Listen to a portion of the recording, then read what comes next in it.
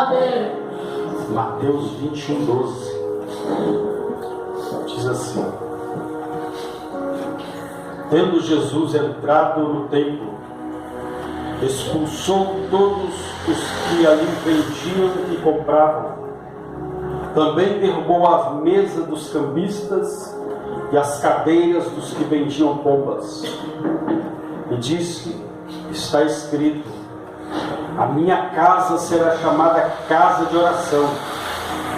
Vós, porém, a transformai em um covil de ladrões ou de salteadores. Vieram a ele no templo, cercou ele no templo, cegos, coxos, e ele os curou. Mas vendo os principais sacerdotes, os escribas, as maravilhas que Jesus fazia, e os meninos clamando: Hosana ao filho de Davi, indignaram-se e perguntaram: ouves o que estes estão dizendo? Respondeu-lhe Jesus: sim, nunca lestes? Da boca dos pequeninos e das crianças de peito tirastes perfeito louvor. Deixando-os, saiu da cidade para Betânia, onde passou a noite, ou pernoitou. Amém? Amém. Pode se assentar, em nome de Jesus. Feche os seus olhos nessa hora. Peça ao Espírito Santo para falar o seu coração nessa noite. Feche os seus olhos. Deus Santo e poderoso. Sim, meu Deus. Mais uma vez, ó Deus, estamos na casa do Senhor, na presença do Senhor. Pai, daqui a pouco vamos participar da ceia do fortalecimento. Ó Deus, nós sabemos que o que nos fortalece é a Tua presença. Então, em nome de Jesus, fale conosco, nos abençoe através da Tua palavra, porque só o Senhor tem palavras de vida eterna, no nome santo e poderoso de Jesus Cristo. E você diz amém. Amém. Amém? Amém. Irmãos, como eu já disse, daqui a pouco nós vamos participar da ceia do fortalecimento, baseada na passagem onde Elias foi fortalecido pelo Senhor, comendo um pedaço de pão e bebendo um pouco de água. E a Bíblia diz que com a força daquela comida ele caminhou 40 dias e 40 noites até o Monte Horebe, o monte de Deus. Elias foi fortalecido. Elias teve as suas forças restauradas, teve o seu vigor restaurado, teve as suas emoções restauradas. Elias foi restaurado por completo, porque o poder de Deus veio sobre a vida de Elias. E nós vemos aqui um texto que fala da purificação do templo. O texto em si fala que Jesus entrou no templo, viu ali os homens vendendo animais ali na casa de Deus, e a Bíblia diz que Jesus expulsou eles. Foi o que nós vemos. Jesus botou todos eles para fora. E é como eu disse, foi semana passada agora, acerca desse texto, que muitas pessoas veem esse texto e falam: então é errado vender algo na casa de Deus. Se Jesus botou todos para fora. O texto em si, a palavra em si não está dizendo isso. O texto deixa claro que Jesus expulsou eles, mas nós temos que entender que Jesus não faz nada por fazer, nada por acaso. Jesus não chega assim, fez e não. Primeiro, Jesus disse que eles fizeram da casa de Deus um lugar de ladrões.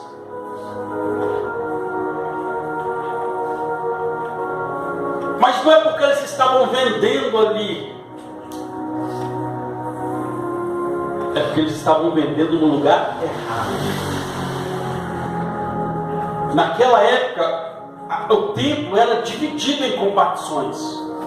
Naquela época, tinha um lugar para aqueles que ministravam, tinha um lugar para aqueles que iam assistir o culto, e um momento onde Deus se manifestaria, um momento onde a palavra seria ministrada. Então havia repartições. Não era qualquer um que poderia adentrar as portas e estar num lugar como este. Mas quando Jesus veio, porque havia um véu que separava, que só podia entrar o sumo sacerdote num lugar chamado Santo dos Santos. Mas quando Jesus foi na cruz do Calvário, a Bíblia diz que ao entregar a sua vida, a Bíblia diz que o véu se rasgou de alto a baixo. Ou seja, hoje todos nós temos acesso livre à presença de Deus. Naquela época o sacerdote levava a petição, a oração do povo a Deus. Hoje não. Hoje você pode dobrar os seus joelhos de pé sentado. O importante é que você tem livre acesso para falar com Deus. As suas causas, as suas petições, as suas debilidades, você fala com Deus. Não precisa de você falar com o sacerdote, como infelizmente ainda hoje alguns ainda usam desse ato, mas está errado. Você tem que confessar, você tem que falar, é com Deus. Naquela época não, naquela época falava-se com o sacerdote e ele pegava a petição do povo e passava para Deus. Mas hoje não, hoje você fala livremente com Deus. Não precisa você chegar diante de um pastor, de um padre, e falar, olha, fala isso com Deus para mim, fala que não. Você pode falar com Ele. Você pode até conversar comigo, você pode até buscar orientação comigo, mas nunca se esqueça de buscar a resposta naquele que tem solução para todas as coisas. Você tem livre acesso. Então havia lugares. Então o povo, eles estavam vendendo, primeiro, no lugar errado. E segundo, quando Jesus disse que eles eram ladrões, porque estavam roubando o povo. Ou seja, o texto até fala de pombas, que as pessoas vinham de fora para trazer os animais para o sacrifício. E muitos eram de muito longe. Então no trajeto o animal poderia morrer. Então como eles iriam sacrificar um animal que já está morto? Então não se aceitava o sacrifício de animal morto.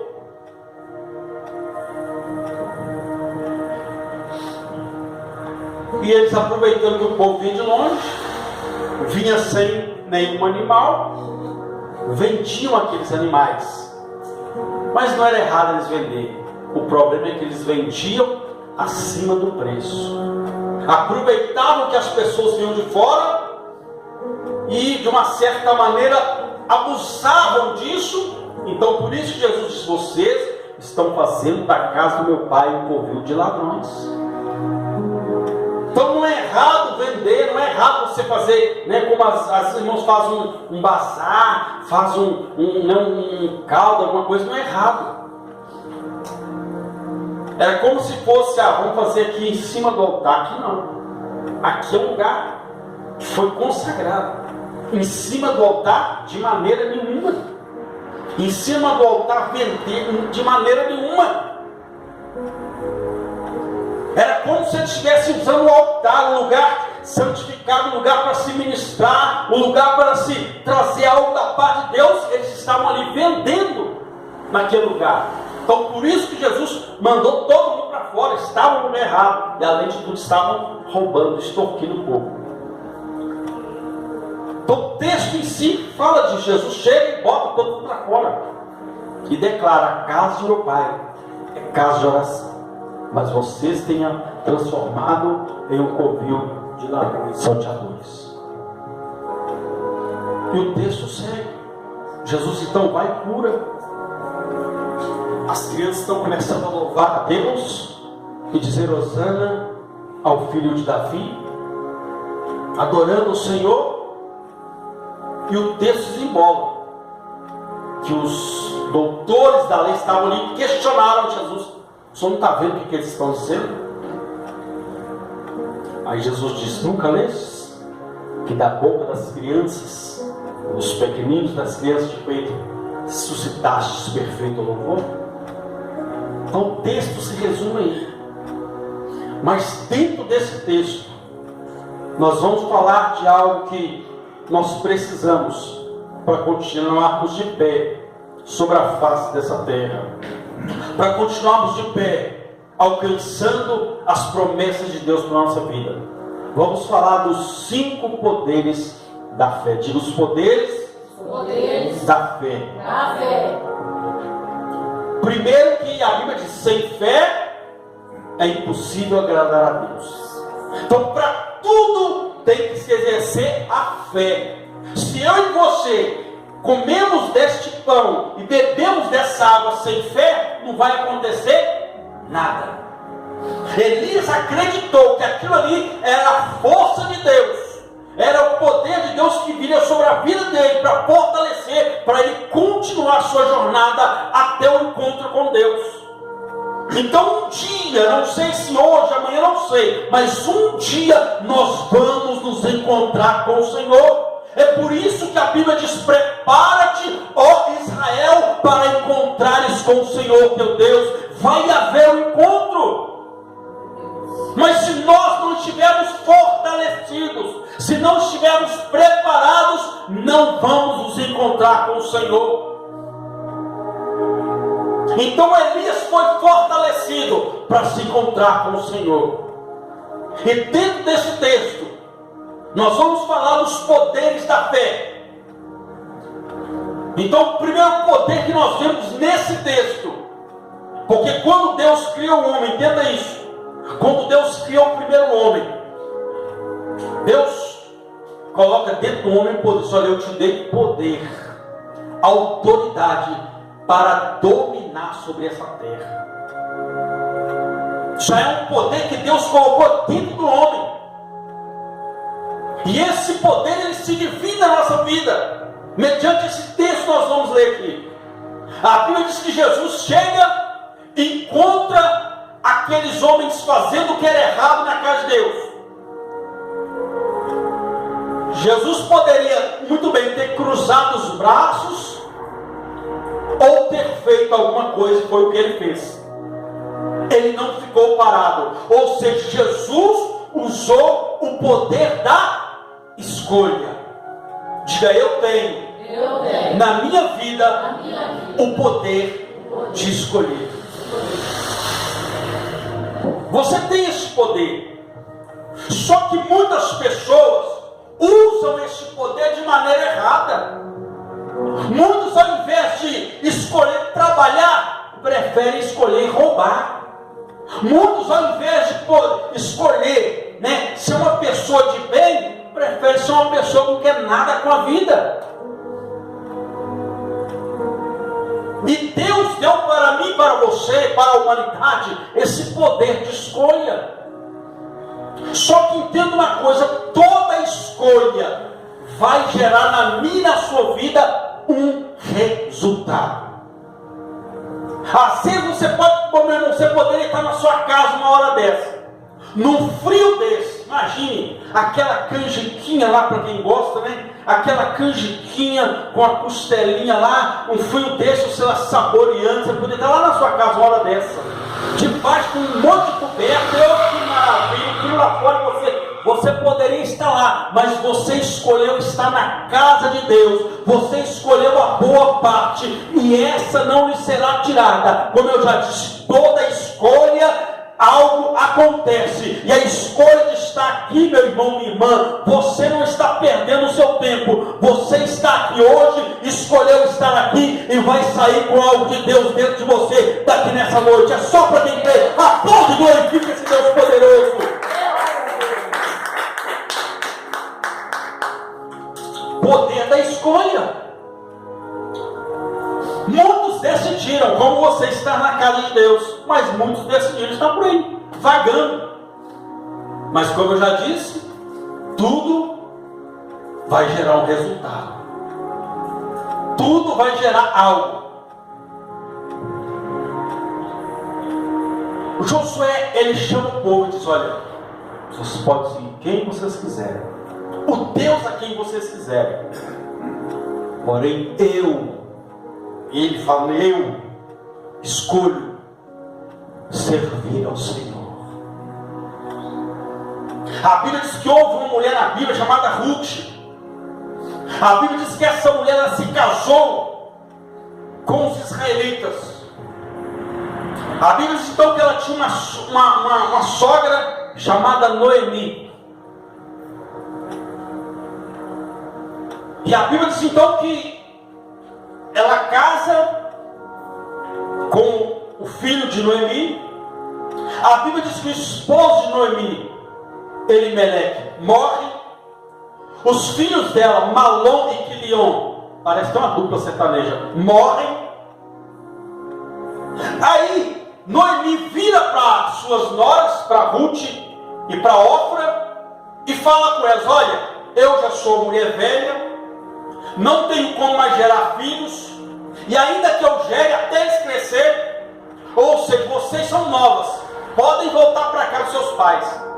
A Bíblia diz que Ofra, realmente, ficar com essa velha aqui, foram embora. Porque a Bíblia diz que eles estavam numa terra abençoada. Eles estavam em Judá.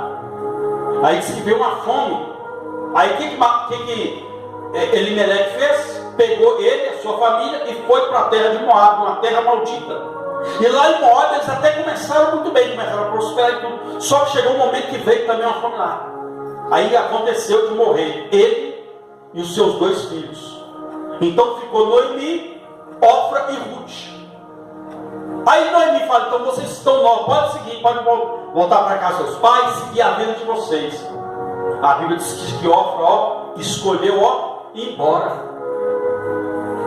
Noemi vira para Ruth: Ruth, pode também, Ruth, segue o seu caminho, Ruth. A Bíblia diz que Ruth olha para Noemi e diz: olha, entenda uma coisa, a partir de hoje, aonde você entrar, eu entro.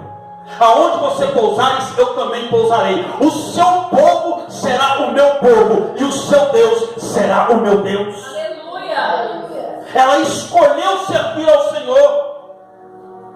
Ela escolheu estar na presença de Deus.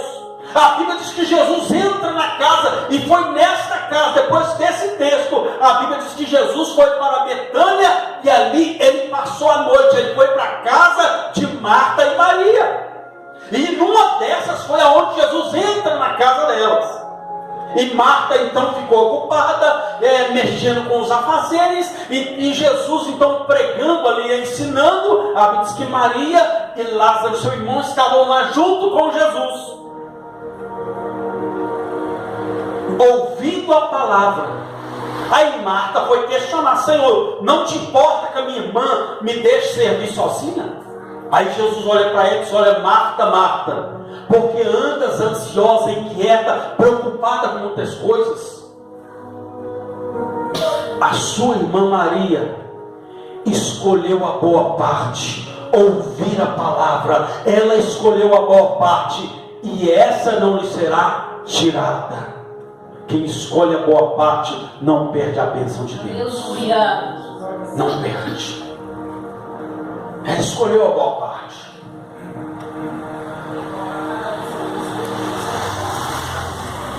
Então, o poder da escolha. Diga poder, diga eu tenho sobre a minha vida o poder da escolha. Escolha é algo muito sério. Se é para casar, você tem que pensar a sua escolha, tem que selecionar bem a sua escolha. Até as suas amizades, você tem que escolher direito. Porque tem amizade que parece amizade, mas vai te levar para o buraco. Tem amizade que você escolhe, que está ali do seu lado, só na hora que está tudo bem, mas na hora que você estiver na costa, cadê?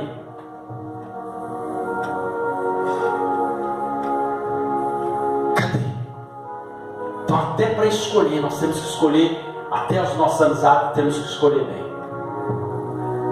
No nosso relacionamento, temos que escolher bem. Caso contrário, vamos arrumar problema. Poder da escolha, eu tenho sobre a minha vida sobre a minha vida o poder o poder de escolher. Segundo, a Bíblia diz que Jesus expulsa eles. E o texto assim: ele expulso, derrubou as mesas dos cambistas e as cadeiras dos que vendiam pombas. E disse: está escrito. Que Jesus disse: está.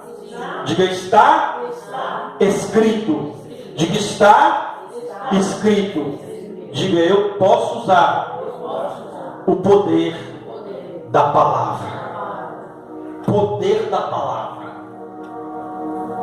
Poder da palavra. Há poder na palavra. Entenda uma coisa: tem pessoas que uma palavra que ela escuta muda o dia dela. Tem pessoas que uma palavra é capaz de levantar ela ou derrubar ela. Depende da palavra.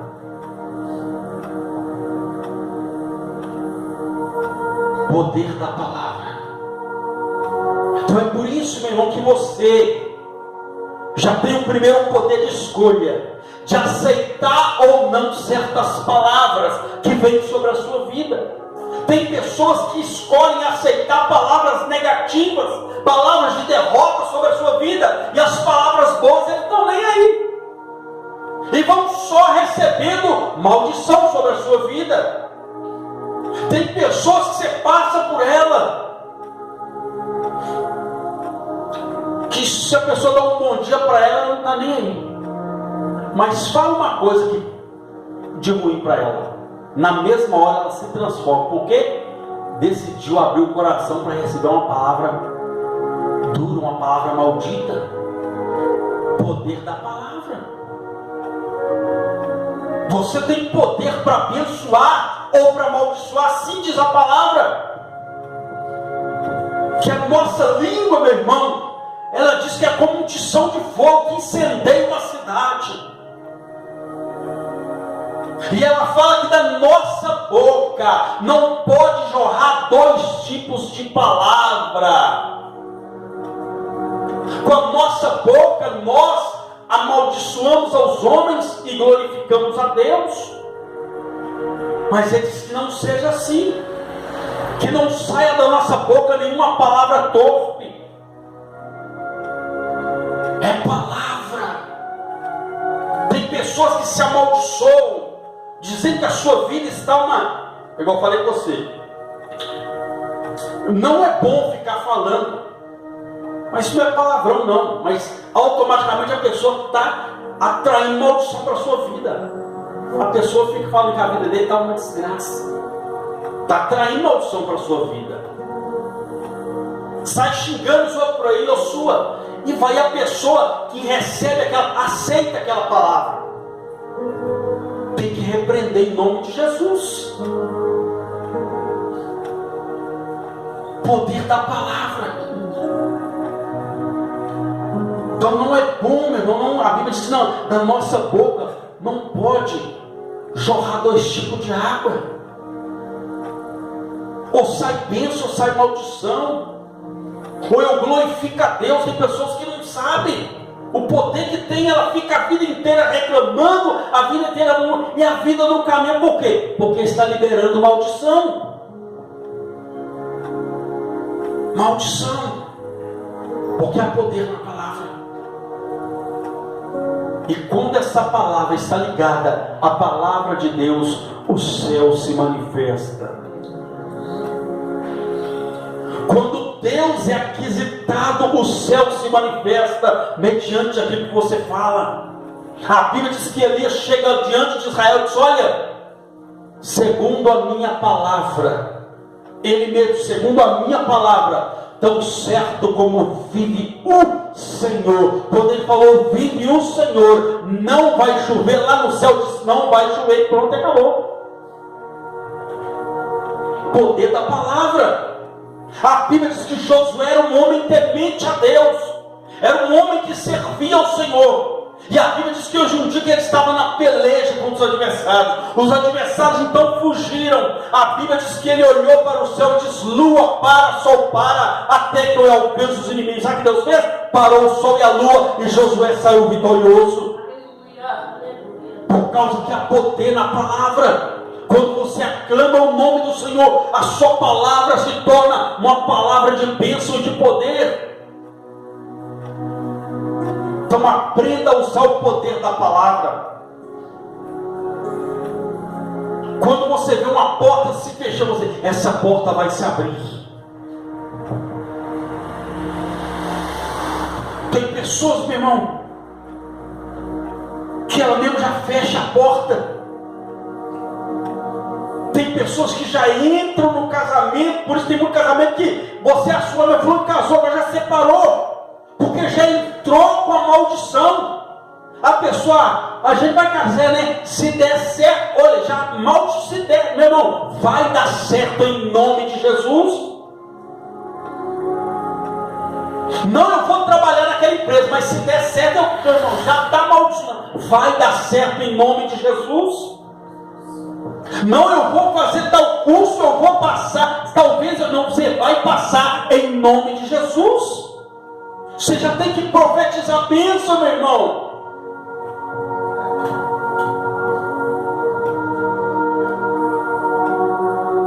Poder da palavra. Poder da palavra.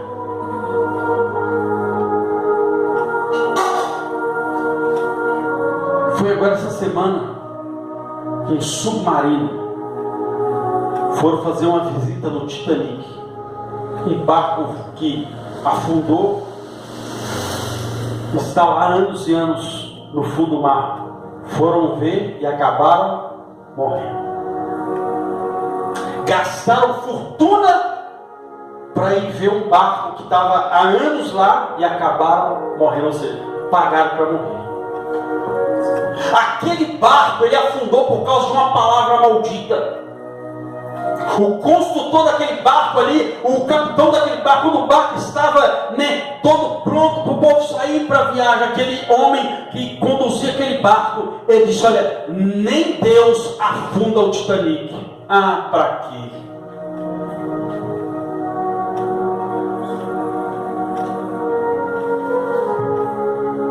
Se ele fala, esse barco não afunda por nada, é uma coisa. Mas quando ele diz, nem Deus, acabou. Como é que foi que Sadraque, Mesaque e Abednego?